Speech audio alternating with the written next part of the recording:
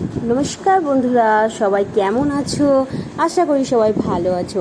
আজকের আমি তোমাদের সামনে নিয়ে চলে আসলাম একটা নতুন রেসিপি, গোটা লোটের তরকারি। গোটা লোটের তরকারি, এটা ঝালও বলা যায়। যাই হোক, আজকের বাজার থেকে আমাদের কিছুটা তেলাপিয়া মাছ আর কিছুটা লোটে মাছ নিয়ে এসেছে। ভাবলাম লোটে মাছগুলোকে কী করবো, তা ছেলে বললো মা লোটে মাছগুলোকে একটু ঝাল চচ্চড়ি করো। তাই লোটে মাছের ঝাল করব বলে লোটে মাছগুলো এখান থেকে আলাদা করে অন্য বাটিতে নিয়ে নিলাম। আর তেলাপিয়া মাছ নিয়ে এসেছিলো কিছুটা। তেলাপিয়া মাছগুলোকে আমি একটু নুন হলুদ মাখিয়ে রেখে দেবো, ওটা পরে রান্না করার জন্যে। তেলাপিয়া মাছটা দিয়ে আমি কী করব এখনও কিছু ভাবিনি আমি।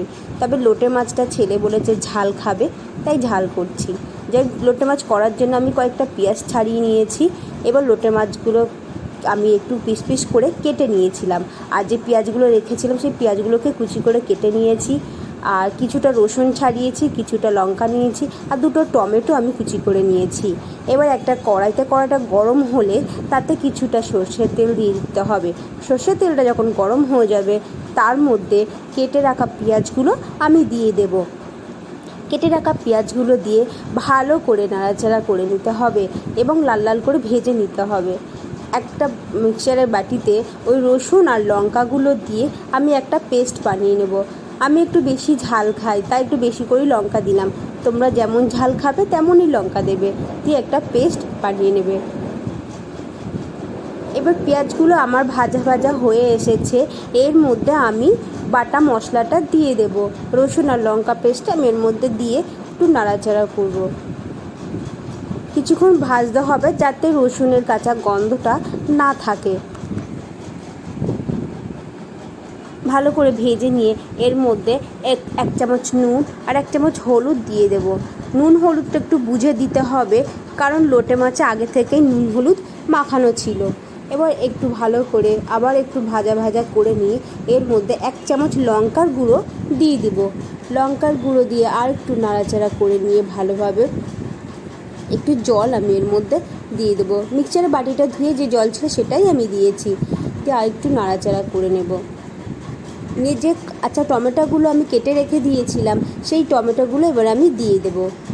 টমেটোগুলো দিয়ে আরও একটু ভালো করে ভাজা ভাজা করে নিয়ে নাড়াচাড়া মশলাটাকে ভালো করে কষিয়ে নিয়ে এর মধ্যে আমি ওই মাছগুলোকে দিয়ে দেব। দেখো মশলাটা আমার কেমন ভাজা হয়েছে, যাতে সাইডে তেল ছেড়ে দিয়েছে। যখনই মশলাটা কষাতে কষাতে তেল ছেড়ে দেবে তারপরেই কিন্তু মাছটাকে দেবে এর মধ্যে। এবার মাছগুলো আমি দিয়ে দেব।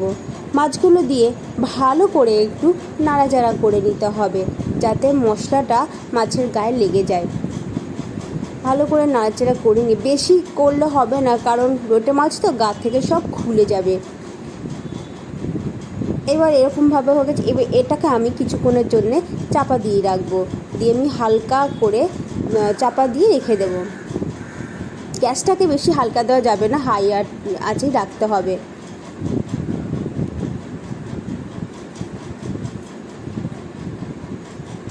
চাপা দিয়ে গ্যাসটাকে হাই আঁচে করে রাখতে হবে। এবার কিছুক্ষণ পর মাছটাকে আবার এপিট ওপিট করে একটু হালকা করে উল্টে দিতে হবে। আমার রেসিপিটা কেমন লাগবে অবশ্যই সবাই আমাকে একটু কমেন্টে জানিও। আর যদি ভালো লাগে একটা লাইক শেয়ার করে দিবেন। আর যদি কেউ আমার চ্যানেলে নতুন থাকো তাহলে সাবস্ক্রাইব অবশ্যই করে দেবে। এবার কিছুক্ষণ পর আমি যখন মাছটা ফুটে যাবে তার মধ্যে কিছুটা ধনে পাতা আমি দিয়ে দেব। আমি কিন্তু লোটে মাছ করার সময় এতে কিন্তু আমি একটুও জল দিইনি, কারণ এই জলটা যেটা বেরিয়েছে সেটা মাছের মধ্যে থেকেই জলটা বেরিয়েছে।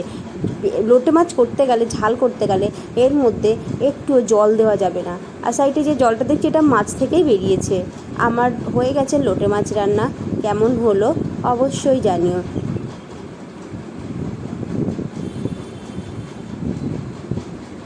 একটু ভাঙা ভাঙা হয়ে গেছে, তাতে অসুবিধা নেই, খেতে কিন্তু খুব ভালো হয়েছিল।